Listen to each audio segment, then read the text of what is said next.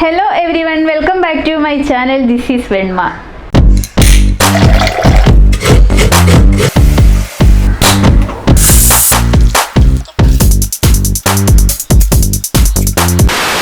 നമ്മുടെ വട്ടയപ്പത്തിന്റെ വീഡിയോ എല്ലാവരും കണ്ടല്ലോ അല്ലേ? അപ്പം ഈസ്റ്റ് ചേർത്തിട്ടുള്ള വട്ടയപ്പമായിരുന്നു ഞാൻ കാണിച്ചിട്ടുണ്ടായിരുന്നു. അപ്പം ഞാൻ അതിൽ തന്നെ പറഞ്ഞിട്ടുണ്ടായിരുന്നു കള്ള് ചേർത്തിട്ടുള്ള വട്ടയപ്പം കൂടെ കാണിച്ചു തരാമെന്ന്.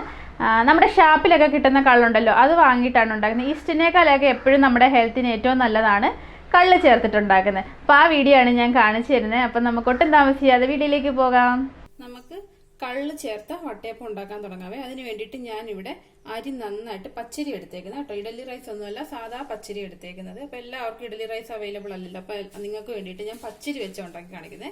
അപ്പൊ ഈ പച്ചരിയിൽ ഞാൻ ഇതുപോലൊരു കപ്പില് 2 ഗ്ലാസ് പച്ചരി നന്നായിട്ട് കഴുകി കുതിർത്ത് എടുത്ത് വെച്ചിരിക്കുന്ന വെള്ളം എല്ലാം കളഞ്ഞെടുത്ത് വെച്ചിരിക്കുകയാണ്. അപ്പൊ നിങ്ങൾക്ക് നിങ്ങളുടെ കയ്യിലുള്ള ഇതുപോലത്തെ കപ്പ് ഈ അളവ് വേണമെന്നില്ല, ഏത് പാത്രം വേണോ ആ പാത്രത്തിനനുസരിച്ച് എടുക്കാം കേട്ടോ. ഏത് ഗ്ലാസ് ആണോ അതിന് 2 ഗ്ലാസ് പച്ചരി എടുത്ത് വെച്ചിട്ടുണ്ട്. എന്നിട്ട് ഇതെടുത്തിരിക്കുന്ന തേങ്ങ കേട്ടോ, ഒരു മുറി തേങ്ങയാണ്. ഒരു തേങ്ങയുടെ ഹാഫ് പോർഷൻ നന്നായിട്ട് ചിരകി എടുത്ത് വെച്ചിരിക്കുന്നതാണ്. പിന്നെ ഞാൻ എടുത്ത് വെച്ചിരിക്കുന്നത് ഈസ്റ്റ് ഒന്നുമല്ല കേട്ടോ, ഇത് നമ്മുടെ കള്ളാണ് കേട്ടോ. ഷാപ്പിലൊക്കെ കിട്ടുന്ന നല്ല തെങ്ങിൽ നിന്നൊക്കെ ചെത്തി കിട്ടുന്ന കള്ളാണ്. ഇത്രയൊന്നും ആവശ്യമൊന്നുമില്ല. ഇത് അരി അരയ്ക്കുന്നതനുസരിച്ച് നമുക്ക് ചേർത്ത് കൊടുക്കാം. ഞാൻ എത്ര അളവെന്ന് പറഞ്ഞുതരാവേ.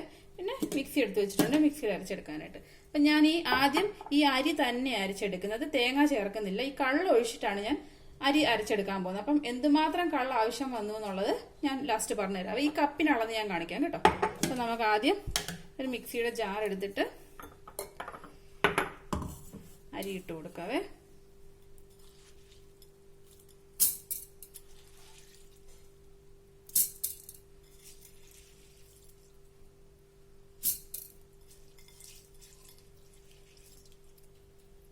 നിങ്ങൾക്കിപ്പം കള്ള് കിട്ടാൻ വഴിയൊന്നും ഇല്ലെങ്കിൽ നിങ്ങൾ കുറച്ച് തേങ്ങാ വെള്ളം, കരിക്ക് വെള്ളം കിട്ടിയാൽ അത്രയും നല്ലതാണ്. തേങ്ങാ വെള്ളം എടുത്തിട്ട് ഒരു സ്പൂണ് പഞ്ചസാര ഇട്ട് ഒരു 8-10 മണിക്കൂറൊക്കെ ഒന്നിട്ട് വെച്ചിട്ട് എടുക്കുകയാണെങ്കിൽ ഈ കള്ളിന്റെ ഒരു എഫക്റ്റ് കിട്ടും. കള്ളിന്റെ അത്രയും കിട്ടില്ലെങ്കിലും ഏകദേശം അതുപോലൊക്കെ കിട്ടും കേട്ടോ. അപ്പൊ അങ്ങനെ നിങ്ങൾക്ക് യൂസ് ചെയ്യാവേ, കള്ള് കിട്ടാൻ വഴിയില്ലാത്തവർക്ക്. ഞാനിപ്പോ ഈ ഗ്ലാസ്സിൽ 1/2 കപ്പ് എടുത്തിട്ടുണ്ട്. നമുക്ക് നോക്കാം ഒഴിച്ചിട്ട്. ഇത് നന്നായിട്ട് കുറുക്കിയ എടുക്കേണ്ട അരച്ച്. അപ്പം ഒരുപാട് ഒഴിച്ചു കൊടുക്കേണ്ട, കുറേശ്ശെ ഒഴിച്ചിട്ട് അരച്ചെടുത്ത് നോക്കാവേ. ഇപ്പൊ ഞാൻ 1/2 ഗ്ലാസ് കംപ്ലീറ്റ് ആയിട്ട് ഒഴിച്ചു കൊടുത്തിട്ടുണ്ട്. ഈ കപ്പിന് തന്നെ 1/2 കപ്പ് എടുത്തേക്കുന്നത് കേട്ടോ. ഇനി ഞാനിതൊന്ന് അരച്ചെടുത്തോണ്ട് വന്നിട്ട് കാണിക്കാവേ. ഞാൻ ഇത് നന്നായിട്ട് അരച്ചേ കേട്ടോ, ഈ ഒരു പരുവത്തി വന്നിട്ടുണ്ട്. ഇനി നമ്മൾ ഇതിലേക്ക് തേങ്ങ ഇട്ട് കൊടുക്കാവേ. തേങ്ങ ഇട്ട് കൊടുത്തിട്ട് ബാക്കിയും കൂടെ നന്നായിട്ട് അരച്ചെടുക്കാം. ഞാൻ ഇതിൽ വേറെ എക്സ്ട്രാ ഒന്നും ചേർത്തിട്ടില്ല കേട്ടോ, കള്ളൊന്നും ചേർത്തിട്ടില്ല. 1/2 കപ്പ് കള്ള് മാത്രമേ ചേർത്തിട്ടുള്ളൂ. ഇനി തേങ്ങ ഇട്ടിട്ടൊന്ന് അരച്ചു നോക്കട്ടെ.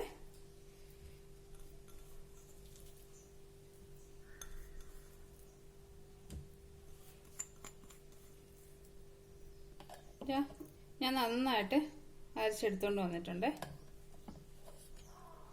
കണ്ടില്ലേ, ചെറിയൊരു തരി ഇതിനകത്തുണ്ട്. അപ്പം എൻ്റെ അമ്മയൊക്കെ പറയുന്ന അങ്ങനെ തേങ്ങയൊക്കെ ജസ്റ്റ് ഒന്ന് കടിക്കാൻ കിട്ടണം, അപ്പോഴാണ് അതിന്റെ ആ ഒരു പെർഫെക്റ്റ് ടേസ്റ്റ് എന്ന്. ഞാൻ മറ്റേ ഈസ്റ്റ് ചേർത്തുണ്ടാകുന്ന വട്ടയപ്പത്തിലൊക്കെ നല്ല ഫൈനായിട്ട് അരച്ചെടുത്തിട്ടുണ്ട്. അതിന് ചെറിയൊരു തരിയുണ്ട് കേട്ടോ, ഇങ്ങനെ ഉണ്ടാവണമെന്നാണ് പറയുന്നത്. അപ്പൊ നമുക്കിനി കപ്പി കാച്ചാൻ ഈ മാവ് കൊണ്ടല്ല കാച്ചുന്നത്, റവ എടുത്തിട്ടാണ് കാച്ചുന്നത് കേട്ടോ.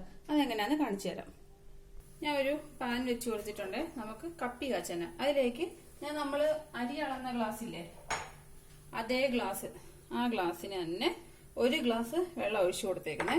ഇനി അതിലേക്ക് നല്ലൊരു ടേബിൾ സ്പൂൺ കണക്കില് 2 സ്പൂണ് റവ ഇട്ട് കൊടുക്കാവേ. 1, 2. ഇനി ഇളക്കി കൊടുത്തോണ്ടേയിരിക്കണേ.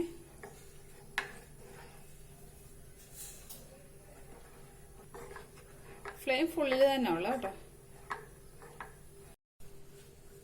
റവ ഒന്ന് തിളയ്ക്കാൻ തുടങ്ങിയപ്പോഴത്തേന് ഞാനിത് ഫ്ലെയിമിൽ കുറച്ചിട്ടിട്ടുണ്ട്. ഇനി ഇത് റവ ഒന്ന് നന്നായിട്ട് വേഗണം, വെന്ത് വേണം കുറുകാനായിട്ട്. അപ്പൊ ഞാൻ ഫ്ലെയിം കംപ്ലീറ്റ് ആയിട്ട് സിമ്മിലേക്ക് ഇട്ടിട്ടുണ്ട്. ഇനി ഇത് ഇവിടിരുന്ന് നന്നായിട്ട് ഇളക്കി വേവിച്ചെടുക്കാം. ചെറിയ തീയിൽ നന്നായിട്ട് തിളയ്ക്കാൻ തുടങ്ങിയിട്ടുണ്ട്, നന്നായിട്ട് കുറുകി വരുന്നുണ്ട്. കുറച്ചുകൂടെ ഒന്ന് കുറുകിക്കോട്ടെ. നന്നായിട്ട് കുറുകി വന്നിട്ടുണ്ട് കണ്ടോ, ഈ ഒരു പരുവായിട്ടുണ്ട്. ഇനി ഇത് ഇരുന്ന് കഴിയുമ്പോൾ ഇച്ചിരി കൂടെ കുറുകും കേട്ടോ. അപ്പൊ ഞാൻ ഫ്ലെയിം ഓഫ് ചെയ്യുവാണ്. ഇനി ഇത് തണുക്കണം. നമുക്ക് ഒരു പാത്രം എടുത്തിട്ട് നമുക്ക് ഇത് പൊങ്ങാനായിട്ട് വെക്കാനായിട്ടാണ്. ആ പാത്രത്തിലോട്ട് മിക്സിന്ന് അരച്ച് വെച്ച മാവ് ഒഴിച്ചു കൊടുക്കാവേ.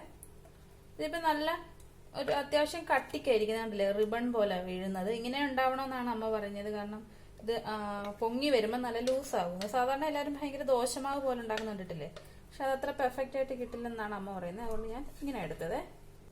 നമ്മുടെ കപ്പി കാച്ച് നന്നായിട്ട് തണുത്തിട്ടുണ്ട് കേട്ടോ. ഇനി നമുക്കിത് മിക്സി ജാറിലിട്ടിട്ട് നന്നായിട്ടൊന്ന് അടിച്ചെടുക്കാം കേട്ടോ. കട്ടയെല്ലാം ഒന്ന് മാറി കിട്ടാനാണേ. ഞാൻ നന്നായിട്ട് ഇത് അരച്ചെടുത്തിട്ടുണ്ട് കേട്ടോ, കട്ടകളൊന്നും ഇല്ലാതിരിക്കാനായിരുന്നേ. ഇനി ഇത് നമുക്ക് ഇട്ട് കൊടുക്കാം മാവിലോട്ട്.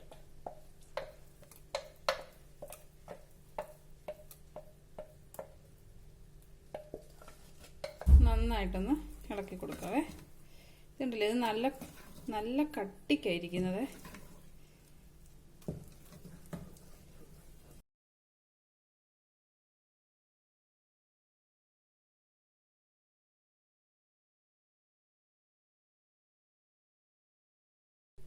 ഞാൻ നന്നായിട്ട് മിക്സ് ചെയ്ത് കൊടുത്തിട്ടുണ്ട്. ഇനി ഞാനിത് അടച്ചു വെക്കുകയാണ്.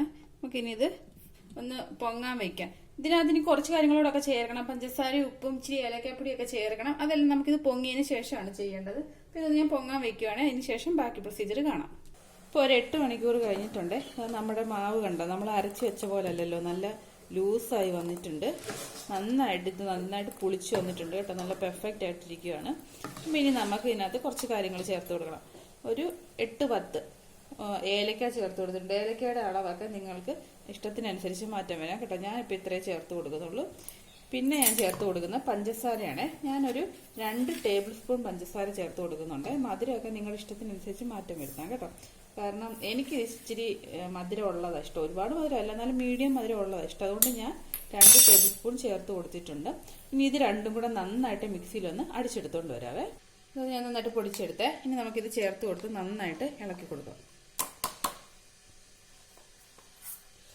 മധുരം കൂടുതൽ വേണമെങ്കിൽ കൂടുതൽ ചേർത്ത് കൊടുത്തോ കേട്ടോ. ഒക്കെ നിങ്ങളുടെ ഇഷ്ടത്തിനനുസരിച്ച് ചേർക്കാം.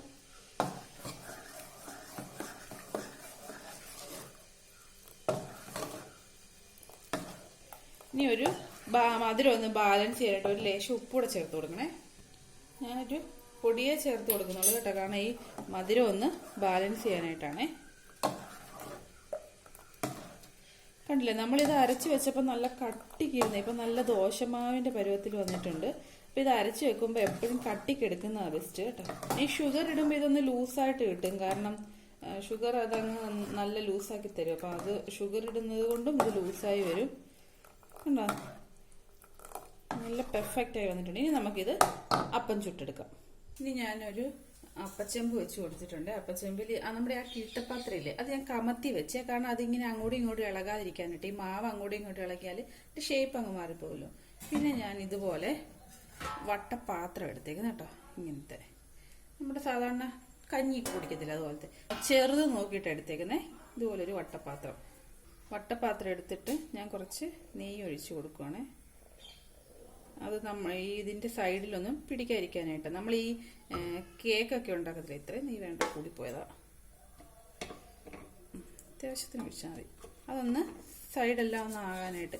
നമ്മൾ ആ കേക്കിലൊക്കെ ചെയ്യത്തില്ലേ, ബേക്ക് ചെയ്യുമ്പം അടിയിൽ പിടിക്കാതിരിക്കാൻ എന്ന് പറഞ്ഞ പോലെ ഇതിന്റെ അടി പിടിക്കാതിരിക്കാതെ ഇങ്ങനെ വിട്ട് കിട്ടാനായിട്ടാണ് ചെയ്യുന്നത്. നന്നായിട്ടൊന്ന് കൊടുക്കുക.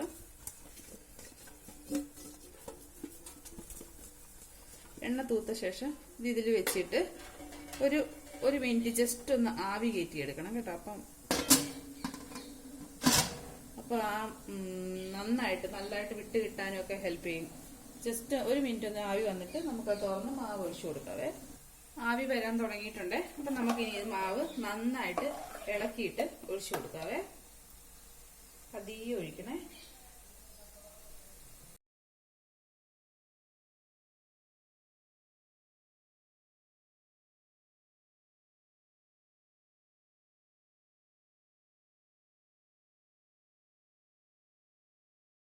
ഇനി നമുക്ക് ഇതിലേക്ക് കാഷ്യൂ നട്ട്സ് ഇട്ട് കൊടുക്കാവേ.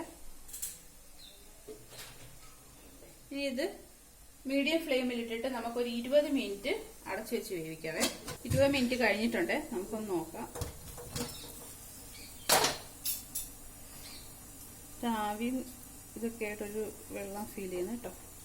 ആയിട്ടുണ്ട്, പിടിക്കുന്നൊന്നുമില്ല. പിന്നെ നമുക്ക് ഫ്ലെയിം ഓഫ് ചെയ്തിട്ട് തണുക്കാൻ വെക്കണം. തണുത്ത ശേഷം മാത്രം ഇതിൽ നിന്ന് ഇളക്കിയെടുക്കാം. എന്നിട്ട് നമുക്കിനി അടുത്തതും ഒഴിച്ചു കൊടുക്കണം കേട്ടോ.